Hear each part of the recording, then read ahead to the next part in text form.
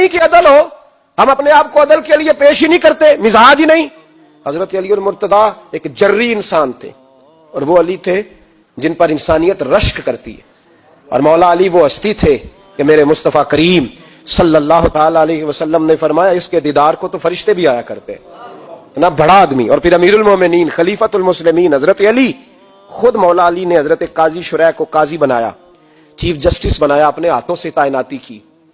حضرت مولا علی رضی اللہ تعالیٰ عنہ کی زرہ گم ہو گئی, کافی دیر گزر گئی تو ایک یہودی کے پاس وہ زرہ آپ کو نظر آئی. حضرت علی نے ڈائریکٹ اس سے چھین نہیں لیا, حالانکہ امیر المومنین تھے. ہمارے ہاں ڈنڈا بھی بڑا چلتا ہے نا, جو طاقتور ہوتا ہے وہ تو تھانے جاتا ہی نہیں, اس کو ضرورت نہیں, اس نے تو بندے رکھے ہوئے ہیں, اس کو تو پتہ ہے کام کیسے لینا ہے. لیکن حضرت علی نے آئینی رستہ اختیار کیا, قانونی رستہ. قاضی صاحب کی عدالت میں مقدمہ کیا کہ فلاں یہودی کے پاس میری زرہ ہے اور وہ چوری ہو گئی تھی, گر گئی تھی, گم گئی تھی, مجھے دلائی جائے. قاضی صاحب نے بلا لیا یہودی کو, امیر المومنین بھی کٹہرے میں. قاضی صاحب کہنے لگے اس سے کہ زرہ تیری ہے؟ اس نے کہا جی میرے پاس ہے تو میری ہے. قاضی صاحب کہنے لگے حضرت علی سے گواہ آپ کو دینے پڑیں گے کیونکہ مقدمہ آپ نے کیا ہے, اگرچہ وہ امیر المومنین ہے. توجہ ہے بھائیوں کی, سمجھ آ رہی ہے باتوں کی؟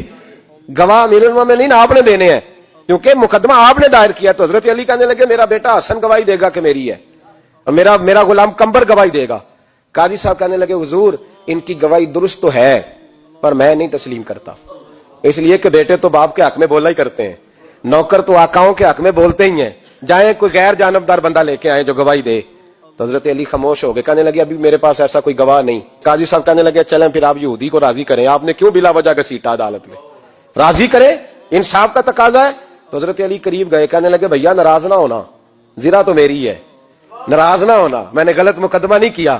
وہ علیحدہ بات ہے کہ میرے پاس گواہ نہیں تو میں کوئی بے انصافی نہیں کر سکتا, تو میرے ساتھ چل تجھے کھجوروں کا حلوہ کھلاتا ہوں تاکہ تو راضی ہو جائے. وہ یہودی کہنے لگا میں نے قاضی صاحب کا انصاف دیکھا اور جناب علی کا انصاف کے لیے کھڑا ہونے دیکھا تو میں مولا علی کے قدموں میں بیٹھ گیا. میں نے کہا علی جب تیری یہ شان ہے تو محمد عربی کا کیا مقام ہوگا.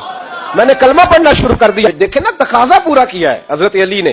تو وہ کہنے لگا علی تیرے انصاف کے رنگ نے نا, جملہ یاد رکھنا, کہنے لگا یہودی علی تیرے انصاف کے اس رنگ نے میرے دل سے کفر